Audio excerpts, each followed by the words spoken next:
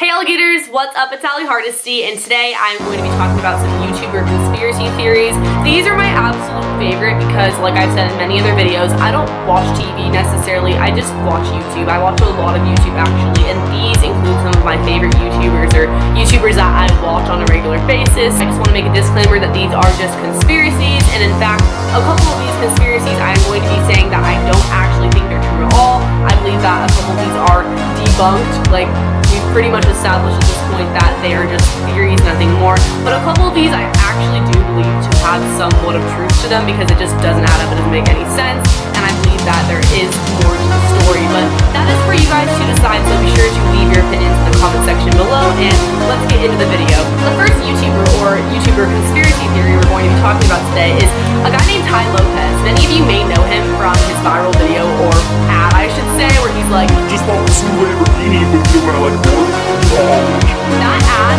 went everywhere. It blew up. There are so many parodies out there making fun of it. So many of you guys probably know him from that. But other than that, he's famous for being an entrepreneur, millionaire, success. He's pretty young. I think he's like in his early 30s. I actually know him in real life, so that may or may not be a story time one day. But back to the point, he blew up. A big reason for that being his ads. And the reason why his ads blew up so much, other than the fact that they're super cringy and like easy to make fun of, no hate to him at all, I just like, you have to admit they're hilarious, and he knows that and he markets off of it, is the fact that he bought $16 million worth of views in ad space, which means you are paying to have your ads on people's videos. That is where the conspiracy comes into play. Who in their right mind buys that much worth of ads? So he did that, which obviously attracted him a lot of subscribers, but the question is, what was his real motive for doing so? A lot of people say that that's because his 67-step program is a scam and he wanted to give it more credibility by giving his channel more views, especially with that ad on his channel. Again, I'm not saying that he did anything wrong by buying this much ad space, I'm just saying, who in their right mind does that? I get that you're a millionaire, but like $16 million, that is still a lot of money, even to a millionaire. Like, that's a lot of money. So, I don't know, let me know what you guys think in the comment section below. We're going to move on to our second YouTube conspiracy theory. This is one that everyone's probably heard of by now.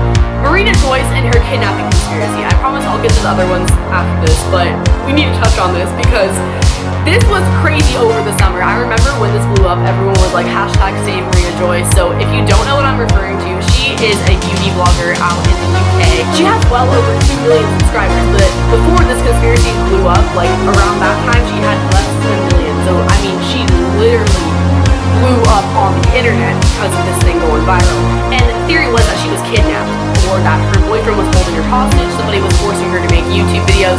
It sounds insane, like when you first hear about it, you're like, there's no way this is real, but there was a lot of evidence to back this up, including subliminal messages in her YouTube videos. People were saying that she started to act different on camera, almost like her content was forced, or somebody was making her film these videos. It's not really herself, like she wasn't all there. Also, in some of her videos, you can hear somebody or her whisper help, and she was doing sign language, which I can't do sign language, obviously, which were indicating different things. Like, for example, she was telling people to come to her meetup in a really sketchy part of the United Kingdom, and then it was at 6:30 in the morning, and then in the video she was signing like not to go. And then on Twitter she was saying things like, hope everyone likes pancakes, aka help, like the capital H in hope, the capital E in everyone. You get the idea. Just a lot of things like that, and we're like, girl, are you trying to get us to call the police? Like, I don't know. The police actually ended up going to her house and she appeared to be fine, but people were still saying that ISIS had abducted her, that the police were lying. And then in her tweets, it was really confusing because she would like people's tweets where they were like, if you're not okay, like this tweet. A lot of people think that this was a publicity stunt. She claims that it was a publicity stunt done by her viewers, that just one thing led to another and it got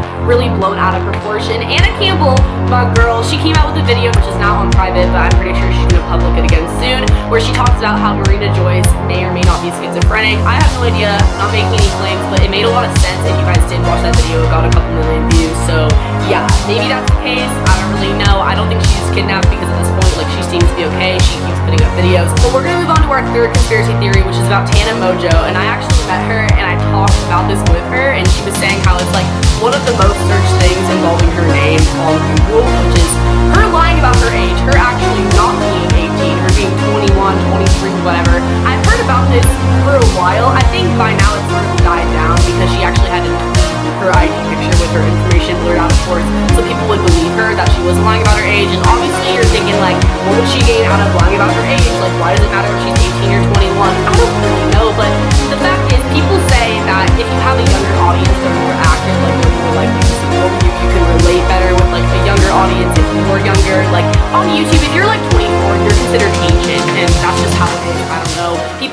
that if you're younger, you can convince your parents to buy merch, to buy tour tickets, and you're just more active on fan pages and things like that. I do have a lot of younger viewers. I mean, I call you guys my alligators for Pete's sake. So I remember in the beginning, I was getting a lot more active on Instagram than like other YouTubers, so to speak, just because of that. So like, I kind of see how that would be a thing, you know, but like, I think her audience is like really widespread at this point. But anyways, people think that she lied about her age for a few reasons. For example, she graduated online school.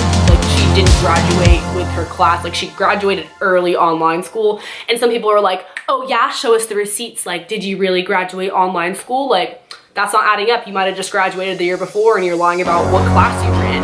So that's one reason why people think that she's actually like 21 or older. Another reason is that she participates in that she goes to a lot of raves, and raves are so much fun. A lot of the lit raves, they're like 18 plus. EDC, for example, I believe Coachella might be, maybe not, but either way, she's been to 18 plus raves, like she has been, and she turned 18 over the summer, and she was doing that like long before she turned 18. She claims that it's because she has connections, which I'm sure she does, and on top of that, I mean, everyone has fake IDs, like, let's be real, I have been to raves, it's so easy to get in if you're not 18, like, that's just how it is. I didn't go to raves until I was 18, but still. Another reason why people say that she's lying about her age is the fact that she said she's been working since she was 14, and she's cleared this up by now, saying that she had a work permit, that's why she did that. People were saying like, oh, actually the state of blah blah blah, you can't work until you're this age, or you can't work that many hours until you're this age. It's just people trying to basically prove her wrong with the law, because it obviously isn't common for people to work that young. Like, I don't know, at least in America, I feel like people don't work until they're like 16-ish,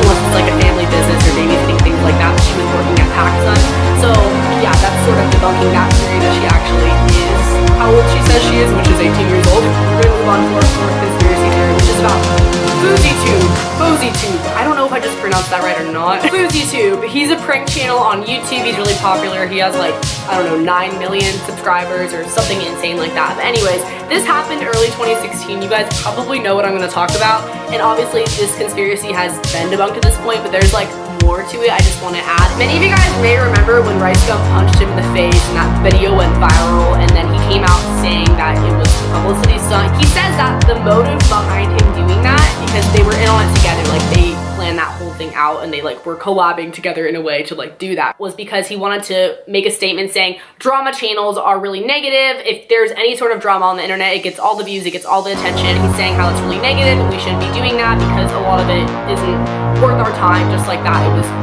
planned out, like they actually staged the fight. So obviously he exposed himself, he put it out there, and everyone's like, oh, that's a good point. That video blew up, went viral, it got so much attention. But the thing that I have to add to this is that I think it was actually like self-promo for his new movie, because right after that he put out the official trailer to the movie he was in with a bunch of other big stars. So come on, like, do you think he just randomly did that? I don't know. I'm kind of 50-50 on that one, and again, there's nothing wrong with that. Like, it's business, it's smart, but it was just kind of too perfect timing, you know what I mean?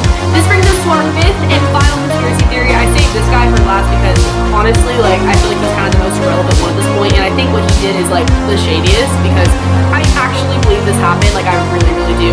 That is Rich Kids TV, and you guys might know where I'm going with this, and I'm gonna get really sort of ranting. I think this is super messed up if this happened, but again, it's all speculation, like, who really knows? Basically, this guy, this prankster on YouTube, he said that he was holding a raffle, kind of like a giveaway, but basically you buy tickets to enter the raffle. Like, you know what a raffle is, right? Through a PayPal link, mind you, like, kind of sketchy. Each ticket that you bought was $1, and it all accumulated to be around $100,000.